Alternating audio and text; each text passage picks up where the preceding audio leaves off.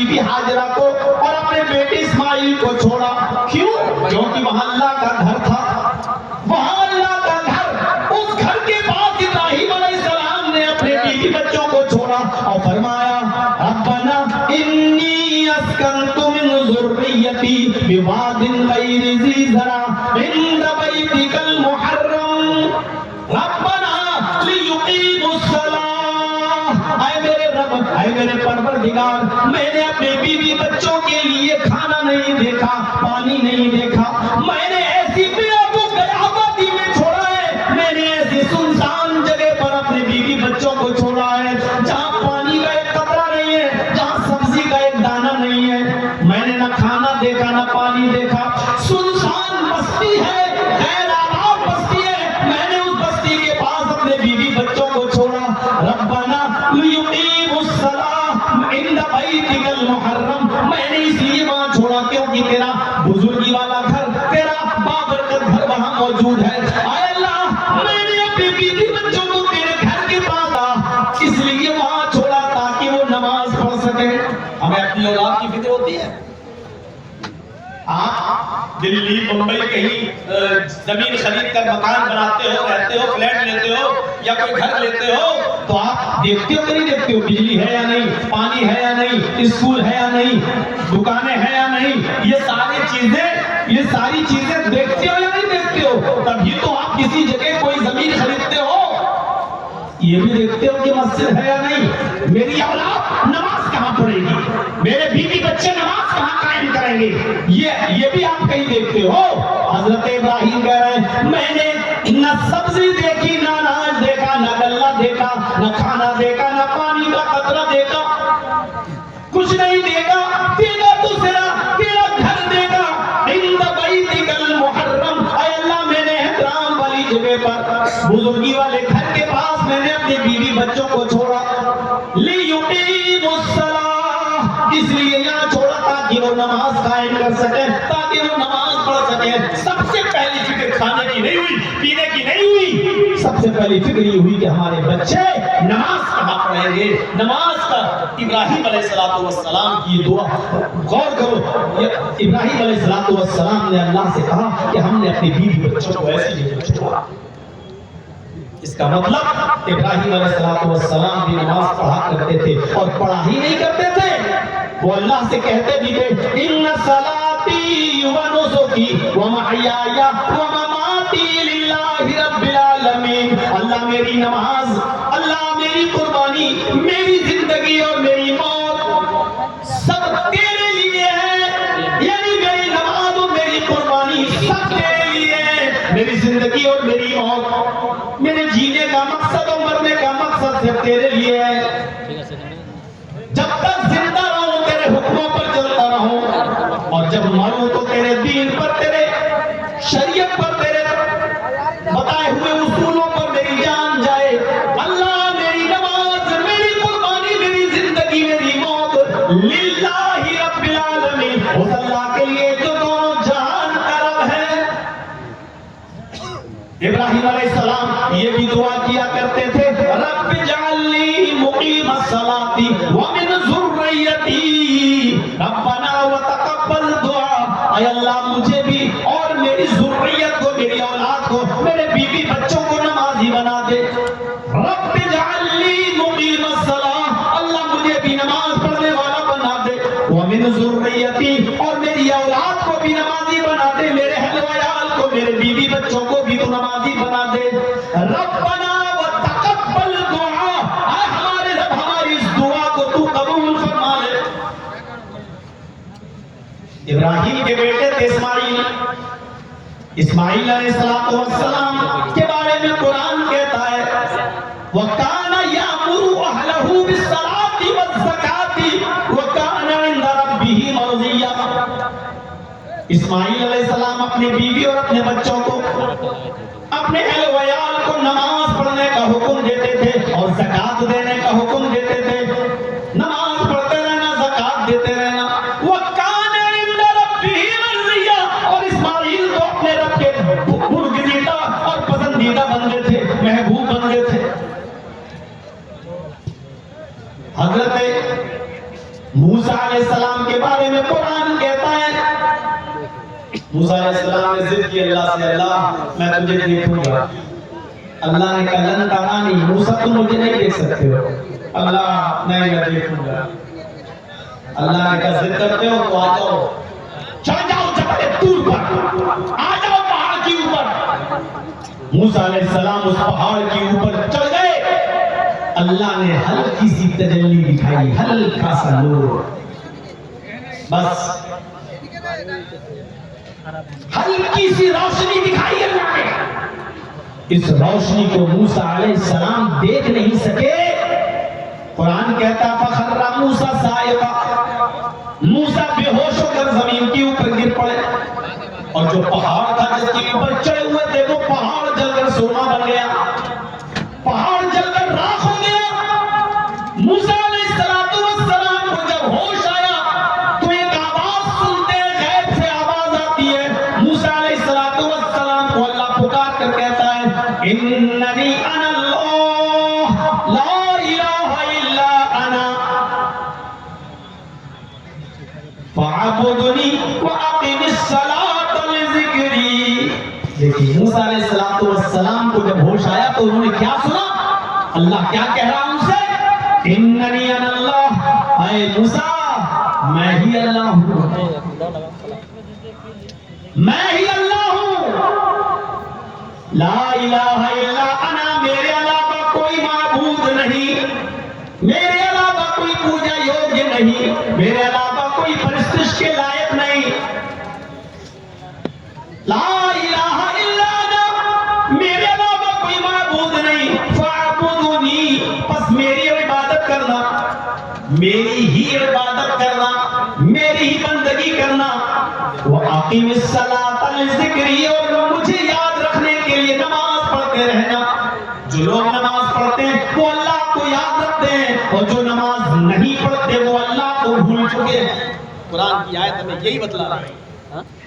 वो अक़ीमिस सलात लिज़िक्री, मुझे याद रखने के लिए नमाज पढ़ते रहना, मेरे जिक्र के लिए नमाज पढ़ते रहना। यानी अल्लाह ने कहा अगर पूछे याद रखना है तो नमाज पढ़ना। इसका मतलब क्या हुआ? जो मुझे नहीं याद रखना चाहता वो नमाज न पढ़े। तुम मुझे याद करोगे तो मैं तुम्हें याद करूंगा। वश्कुरूली, मेरा शुक्र अदा करते रहो और मेरी नाशुक्री ना करो। तुम मुझे याद करोगे तो मैं तुम्हें याद करूंगा। इसका मतलब यह है कि तुम मुझे नमाज, मेरी इबादत करोगे और नमाज पढ़ते रहोगे तो हम भी तुम्हारी मुसीबतों में तुम्हारे काम आएंगे और तुम्हारी परेशानियों को हम दूर करते रहेंगे। मूसा अलैहिस्सलाम भी नमाज पढ़ा करते थे। मरियम अलैहिस्सलाम जो मेहराब में रहती थी इबादत घर में, उनके बारे में भी अल्लाह कहता है, अल्लाह ने मरियम को भी हुक्म दिया, ईसा की मां को भी हुक्म दिया है, मरियम या मरियम कुनुती लिरब्बिक वसजुदी वरकई मअर राकिईन। मैंने आज इतनी कुरान की आयतें पढ़ दी हैं कि मैंने शायद अपनी पूरी जिंदगी में किसी एक तकरीर के अंदर इतनी कुरान की आयतें नहीं पढ़ी। ज़करिया अलैहिस्सलाम नमाज पढ़ते थे, लुक़मान अलैहिस्सलाम नमाज पढ़ते थे। लुक़मान ने अपनी औलाद को भी कहा नमाज पढ़ते रहे। इब्राहीम अलैहिस्सलाम नमाज पढ़ते थे और उन्होंने अपने बीवी बच्चों को अल्लाह के घर के पास छोड़ा ताकि वो नमाज पढ़ते रहे। दुआ भी मांगते थे, मुझे और मेरी औलाद को नमाजी बना। इस्माइल अलैहिस्सलाम अपने अहलो अयाल को, बीवी बच्चों को नमाज पढ़ने का और ज़कात देने का हुक्म देते थे। मूसा अलैहिस्सलाम को अल्लाह ने नमाज पढ़ने का हुक्म दिया। हजरत मरियम से कह रहा अल्लाह या मरियम कुनुती लिरब्बिक, आए मरियम अपने रब के लिए आजिज़ी कर, अपने रब के लिए मतानत और संजीदगी अख्तियार कर। वसजुदी, सजदा कर अपने रब को, वरकई और रुकू कर, रुकू करने वालों के साथ, यानी नमाज पढ़ने वालों के साथ। मरियम अलैहिस्सलाम भी नमाज पढ़ा करती थी। और मरियम का बेटा ईसा अलैहिस्सलाम जब अपनी माँ के पेट से बाहर आए तो एक मौजज़ा था। ईसा अलैहिस्सलाम बगैर बाप के पैदा हुए। सब जानते हैं, 50 बार ये सुना होगा, मरियम की शादी नहीं हुई थी। अल्लाह ताला ने अपने हुक्म से हजरत ईसा को मरियम के पेट से बाहर निकाला, मरियम के पेट से पैदा किया। मरियम अलैहिस्सलाम ने पैदा तो वैसे ही किया, प्रोसेस वही था जो आज हमारी औरतों को होता है। हजरत ईसा अपनी माँ मरियम के पेट से बाहर आए, माँ तो थी उनकी, लेकिन बाप नहीं थे, बगैर बाप के, क्योंकि अल्लाह अला कुल्ली शैइन कदीर, अल्लाह हर चीज पर कादिर है। आदम अलैहिस्सलाम का बाप नहीं, आदम अलैहिस्सलाम की माँ नहीं, आदम अलैहिस्सलाम को अल्लाह ने बगैर माँ और बगैर बाप के। मेरे भाइयों, ये तमाम चीजें कुदरत, अल्लाह की कुदरत दर्शाती है कि अल्लाह हर चीज पर कादिर है। वो चाहे तो बगैर बाप के और बगैर माँ के भी किसी को पैदा कर सकता है। जैसे हजरत आदम अलैहिस्सलाम, वो चाहे तो सिर्फ माँ से किसी को पैदा कर सकता है, उसके लिए बाप की भी जरूरत ना हो। वो है हजरत ईसा अलैहिस्सलाम। और मेरे भाइयों, वो चाहे तो किसी को बगैर माँ और बाप दोनों के बगैर कोई औलाद ना दे, जैसे हम। ईसा अलैहिस्सलाम जब अपनी माँ के पेट से बाहर आए तो उनकी माँ मरियम पर तरह तरह के इल्जाम लगने लगे। जाहिर बात है, आज हमारे समाज के अंदर अगर कोई औरत बगैर शादी के अगर बच्चा पैदा हो जाए तो उसको क्या क्या सुनना पड़ता है, कितना सुनना पड़ता है। जब प्रोसेस यही है कि बगैर बाप के बेटा पैदा नहीं हो सकता, बेटी नहीं, तो हजरत मरियम को कितना सुनना पड़ा। यहां तक कि जब मरियम कोई जवाब नहीं देती थी, 3 दिन तक खामोश रही, कोई जवाब नहीं दिया, तो तीसरे दिन तमाम गांव के लोग, मोहल्ले के लोग, समाज के लोग, सोसाइटी के लोग चले आए और आकर कहने लगे, मरियम जवाब दो। दिन भर मस्जिद में घुसी रहती हो, नमाज पढ़ती हो, रुकू करती हो, सजदा करती हो, अल्लाह की इबादत में लगी हो, और कारनामा तुम्हारा ये, बेटा पैदा हुआ, शादी तुम्हारी हुई नहीं, अल्लाह वाली बनती हो, बड़ी नेक दिखाई देती हो, और कारनामा तुम्हारा ये, बताओ ये बच्चा, इसका बाप कौन है। एक औरत कितने दिन तक चुप रहेगी, कितने दिन तक लोगों की बद्दुआएं और लोगों के तंज और ताने सुनती रहेगी। जब वो रह न सकी, तंज सुनते सुनते परेशान हो गई, जब कंट्रोल से बाहर हो गई, तो मरियम ने उसी 3 दिन के बच्चे की तरफ इशारा कर दिया, ईसा की तरफ। आए समाज वालों, आए सोसाइटी वालों, मुझसे क्यों पूछ रहे हो कि ये बच्चा किसका है, इसका बाप कौन है, जाओ इसी बच्चे से पूछो। तुम मुझे गलत समझ रहे हो, तुम मेरे ऊपर इल्जाम लगा रहे हो, तुम ये समझ रहे हो कि मैंने किसी के साथ मुंह काला किया इसलिए ये बच्चा पैदा हुआ है, अब मैं कुछ नहीं बोल सकती, यही बच्चा तुम्हें बताया, जाओ इस बच्चे से पूछो। तो जानते हो लोगों ने क्या कहा था, वाह अपने प्यारी के बच्चे पे डाल दी बात। कुरान के अल्फाज सुनिए, कैफ़ नुकल्लिमु मन कान फिल महदी सबिया। आए मरियम जवाब तू दे, तू बता ये बच्चा कहां से आया, इसका बाप कौन है। कहती है बच्चे से पूछ ले, वो बच्चा जो पालने में झूल रहा है, वो बच्चा जो झूलेदार में झूल रहा है, 3 दिन का बच्चा हमसे कैसे बात करेगा। कैफ़ नुकल्लिमु मन कान फिल महदी सबिया, वो 3 दिन का बच्चा हमसे कैसे कलाम करेगा, हम उससे कैसे गुफ्तगू करेंगे, कैसे पूछेंगे तो वो क्या जवाब देगा। और जाहिर है 3 दिन का बच्चा क्या बोलेगा, लेकिन अल्लाह ताला ने उस बच्चे को ज़बान दी, 3 दिन का वो बच्चा बोल पड़ा। जानते हो ईसा अलैहिस्सलाम ने क्या कहा, अल्लाह ने उस बच्चे को कुव्वते गोयाई दी, ज़बान दी, और 3 दिन का वो बच्चा उसी पालने से, उसी झूले से चीख कर बोलता है, आवाज देता है, ललकारता है, और क्या कहता है, इन्नी अब्दुल्लाह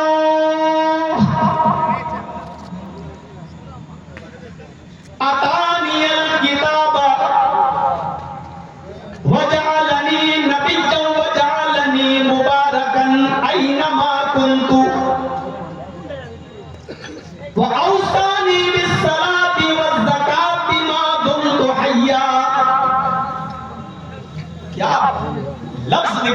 हजरत ईसा ने उसी झूले लाल से उसी पालने से। मेरी माँ पर इल्जाम लगाते हो, मेरी माँ से पूछते हो कि ये बच्चा किसका है, इसका बाप कौन है। इन्नी अब्दुल्ला, मैं अल्लाह का बंदा हूँ। 3 दिन का बच्चा बोल रहा, ईसा अलैहिस्सलाम सिर्फ सिंधी में बोल रहे हैं 3। और क्या कह रहे हैं, मेरी माँ पाक दामन है, मेरी माँ पर इल्जाम न लगाओ।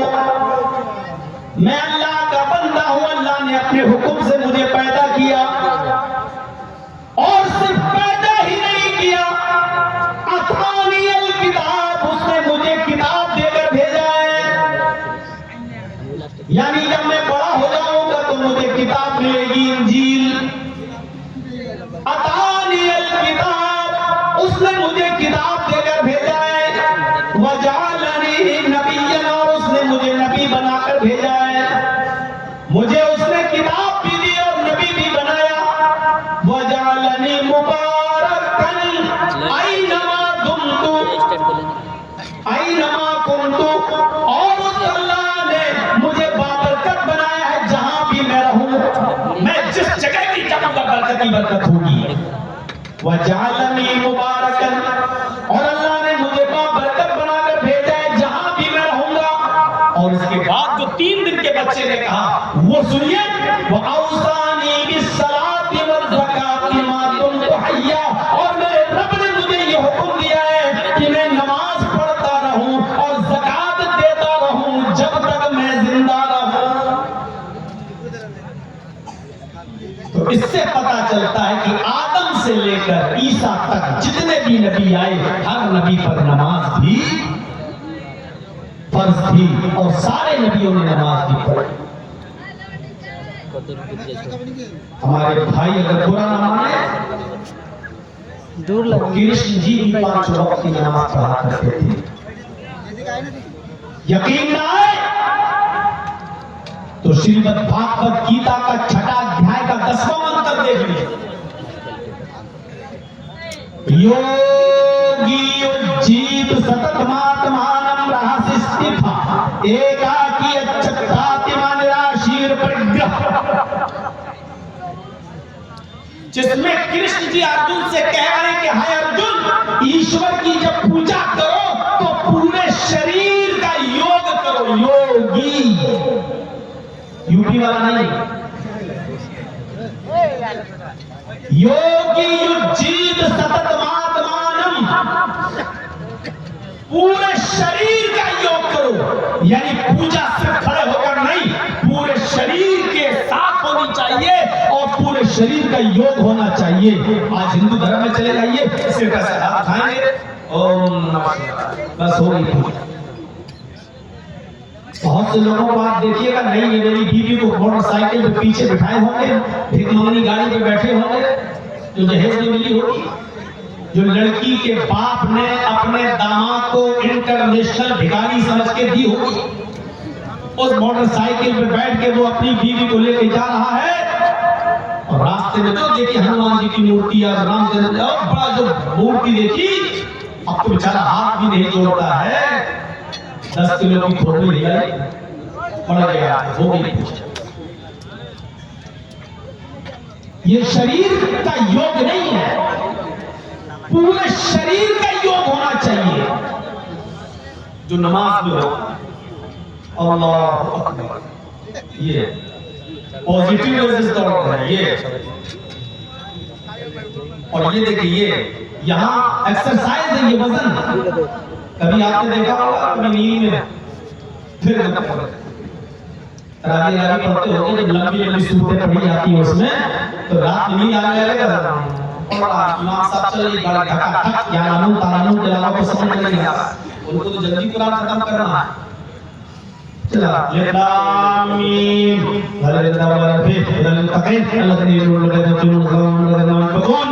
आखिरी वाला जुमला या नानू तारानू समझ में आता, उसके अलावा कुछ समझ नहीं आता। और ये चारा ये हाथ गिरता है, इसीलिए गिरता है क्योंकि ये पॉजिटिव है और ये दौड़, ये वजन है इसके ऊपर, ये हाथ की एक्सरसाइज है ये। बहुत लोग यहाँ ये मान लेते हैं, उनका हाथ गिर ही नहीं सकता, सो जाएंगे। गिर नहीं सकता। क्यों? क्योंकि यहाँ वजन नहीं है, पॉजिटिव रेजिस्ट नहीं है। ये नहीं कह रहा हूँ, जैसा पढ़ा उसकी मर्जी। मेरे भाइयों, पॉजिटिव रेजिस्ट यही है। तो योगी एक्सरसाइज होनी चाहिए। ये खड़े हैं, ये हाथों की, ये उसके बाद आगे रुकू करनी है। रुकू आज तक रुकू होती नहीं, कौवे की चोंचे मारने जा रही है।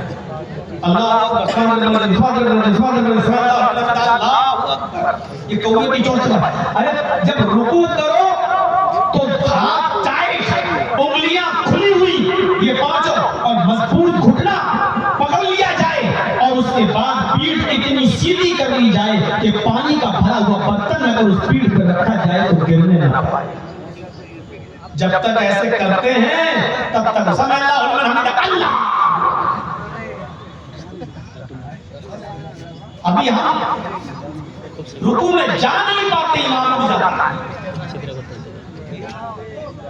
मेरे भाइयों,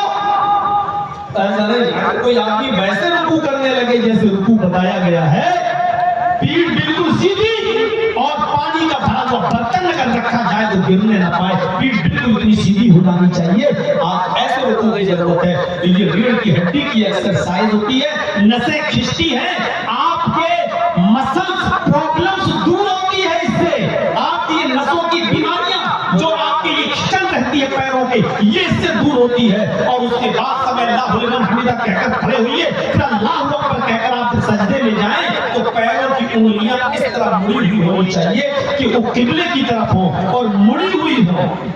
बहुत से लोग ऐसे कर लेंगे, बहुत से लोग उसी गलत है। पैरों की उंगलियां मुड़ी हुई हो, दोनों पैर आपके मिले हुए हो, और जब ये पैरों की उंगलियां मुड़ी हुई होंगी तो यहां से जो नसों का खिंचाव आएगा, जो आपकी रीढ़ की हड्डी तक आएगा, और सजदे में जब आप जाएंगे तो ब्लड का सर्कुलेशन आपके दिमाग तक पहुंचेगा।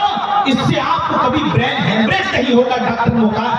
डॉक्टर मोरिस मुकाई ने, अमेरिका का सबसे बड़ा ब्रेन का डॉक्टर है, उसने अपनी रिसर्च में लिखा है कि अगर मुसलमान वैसे नमाज पढ़ने लगे जैसे उनको उनके नबी ने बताई है, और वैसे सजदा करने लगे जैसे उनको उनके नबी ने बताया है, तो ऐसे शख्स को कभी ब्रेन हेमरेज नहीं होगा। क्योंकि दिमाग की नसों तक ब्रेन एंड ब्लड का सर्कुलेशन आराम से होगा, वो वहां तक पहुंच जाएगा। ये नमाज पूरी प्रैक्टिकल एक योग है, एक्सरसाइज है। बाबा रामदेव ने कितनी मर्तबा कहा है कि नमाज कंप्लीट एक योग है।